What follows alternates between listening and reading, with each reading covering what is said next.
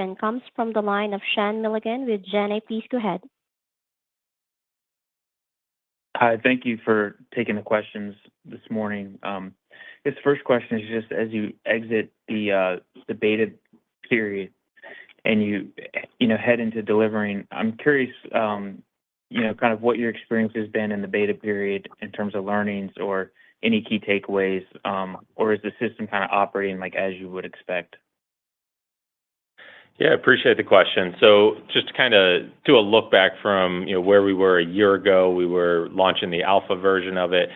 We had a lot of good learnings there around the linear electric motor, the bearings, how to get just better reliability, performance out of the genset. So what we did is we incorporated a lot of those learnings into the alpha version to be able to test them out. We got that operating at a great level, very pleased with it. And then, as you saw, we completed the development of the beta, which that really means is all the design was done. It's moved into the testing validation phase. We're still in that phase, but things are looking very promising, and that will put us on track to being able to start customer deliveries by end of this year. So thankfully, a lot of the learnings of kind of new product development, it seems like we're able to catch on the alpha side of things and make great advancements there. And that's really helped with getting us ready for these initial customer deliveries. And as highlighted on this call, we've done a great job of just lining up these early adopter units to where this is really a partnership with these customers. They realize they're getting early units, and we'll be working closely with them to get their feedback. And if there are any learnings while these units are being run in the field, then we'll be able to make those improvements. Okay, and then I was hoping you could talk about the data center product a little bit more. I just wanted to confirm, it's just 10 KARNO generators inside of a housing. Like, is there any risk to upsizing KARNO size there, or you're just stringing together the size you've already kind of worked on?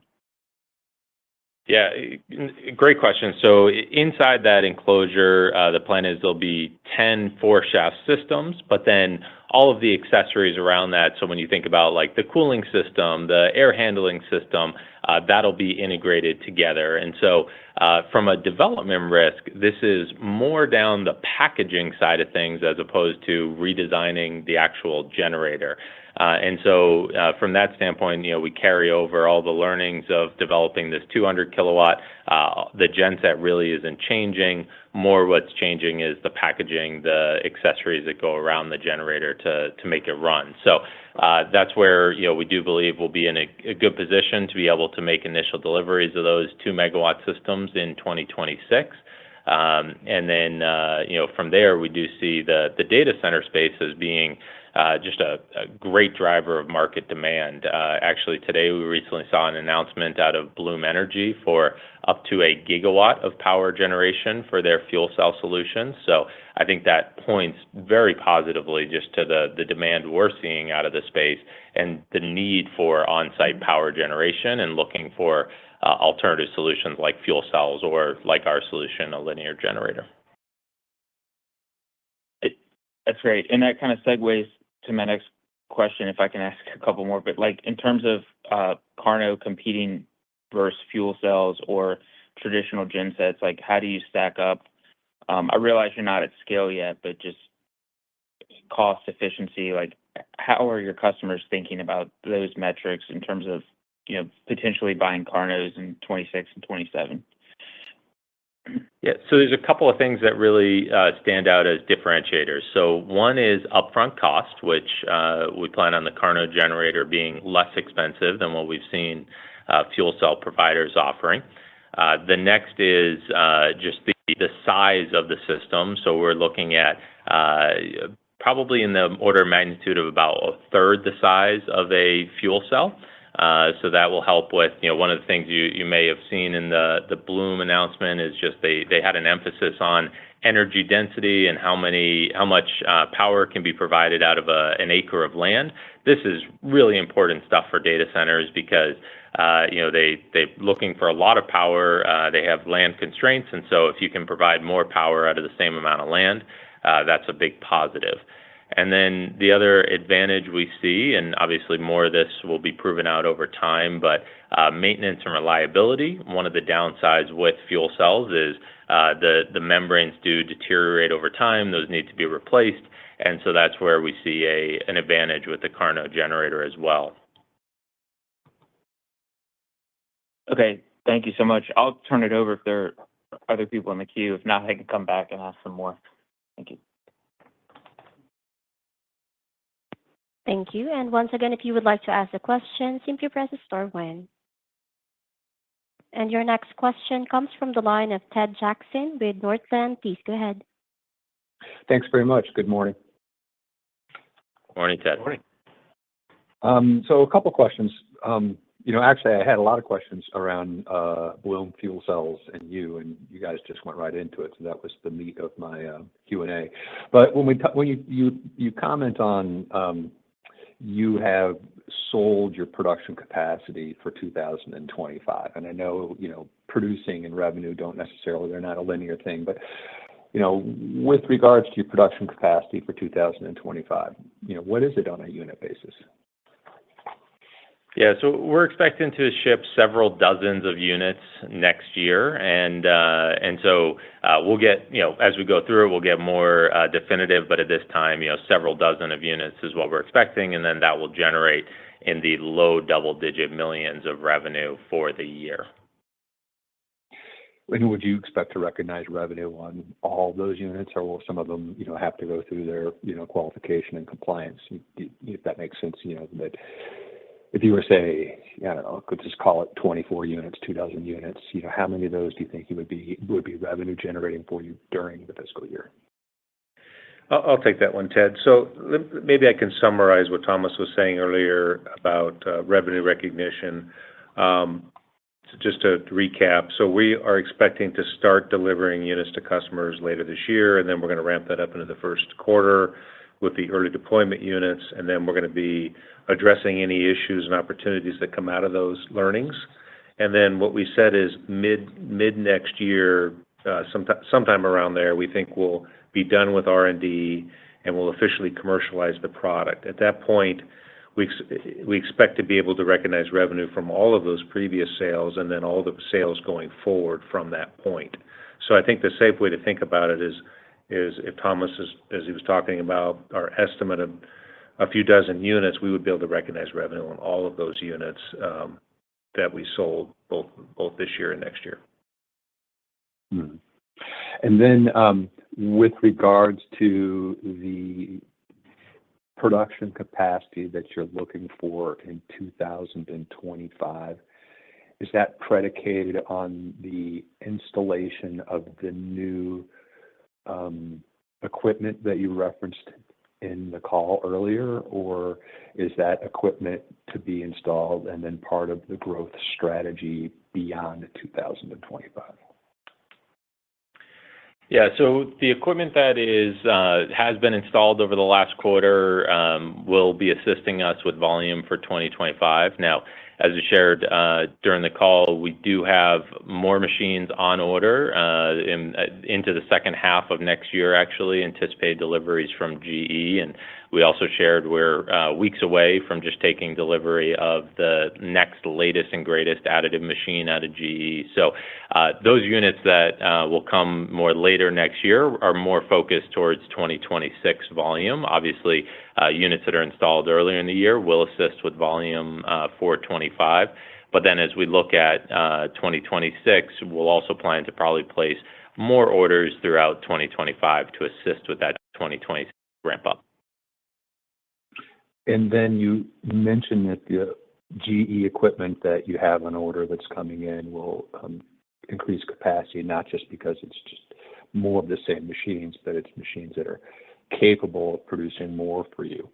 So when we think about 2026, if your current capacity, manufacturing capacity is a couple of dozen units, where does the investment take you in terms of production capacity in 2026? And, for the best of your ability, how much will it cost to put that capacity in place? Yeah, I'll take a shot at that. You know, as Thomas mentioned, it's more like several dozen units next year versus a couple dozen units. So we're going to be taking delivery of units of additive printers throughout next year. So that's going to continuously grow our capability. So you have to think about it as the capacity that we'll have at the end of next year is more than 3 dozen units.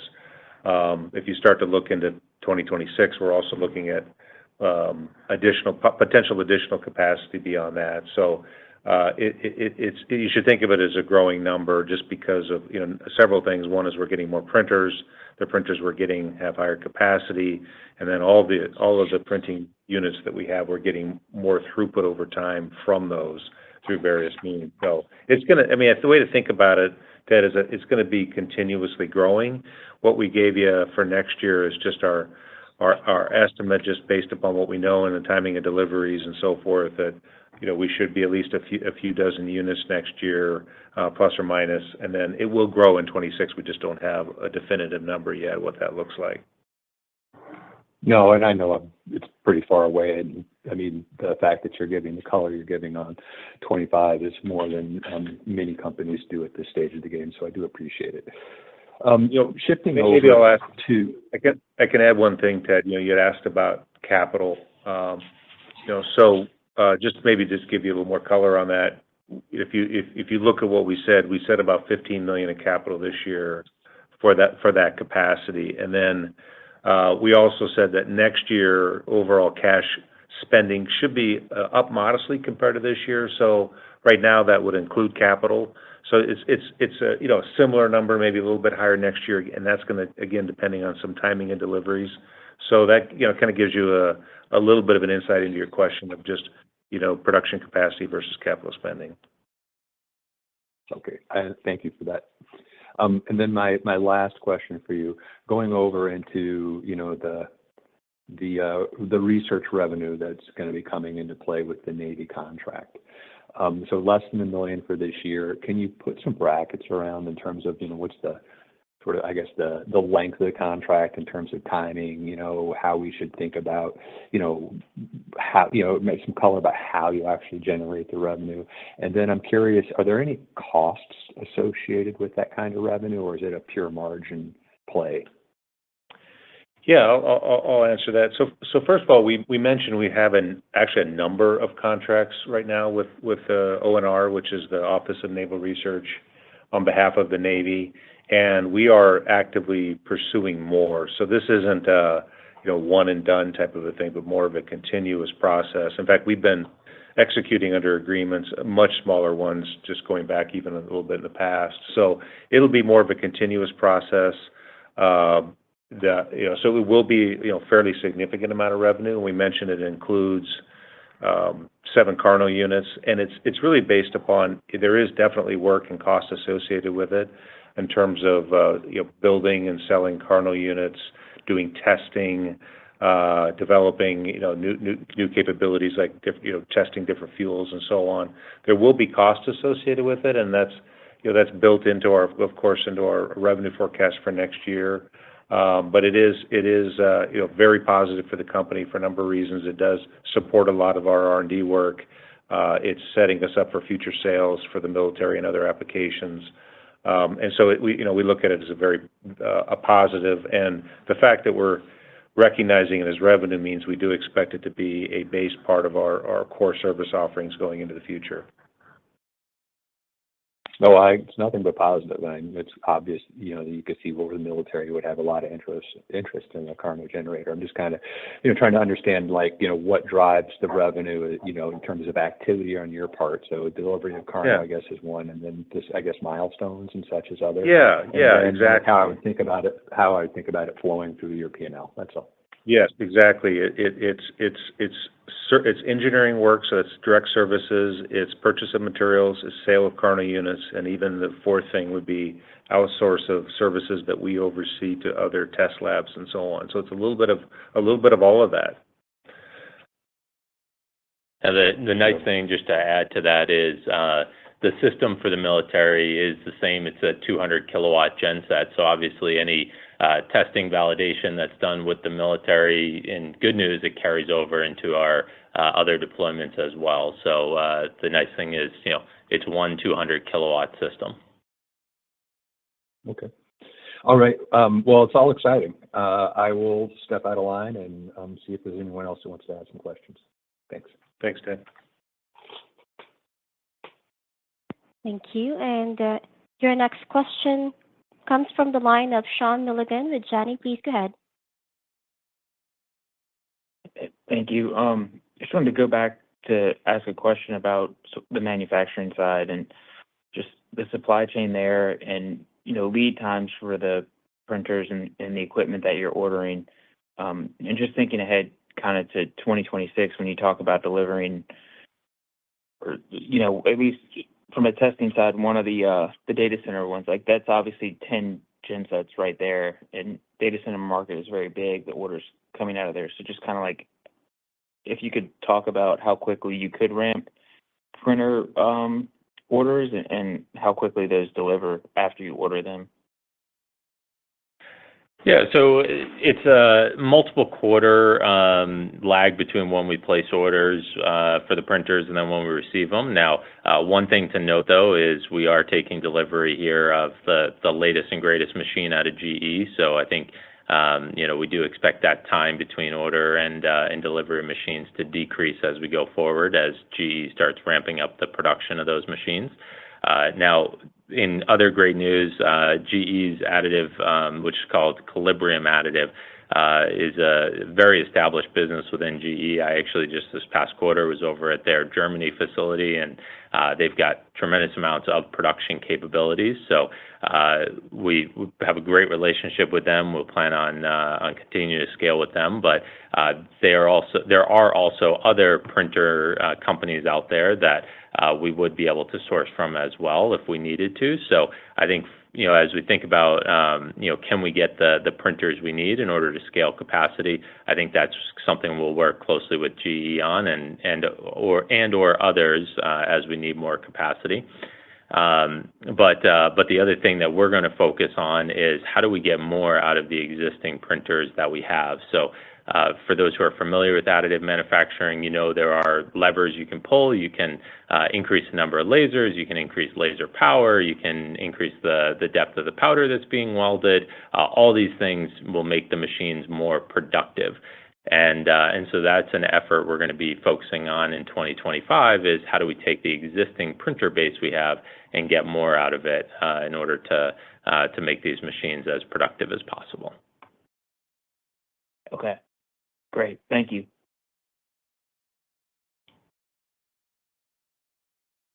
And again, if you would like to ask a question, simply press star followed by the number 1 on your telephone keypad.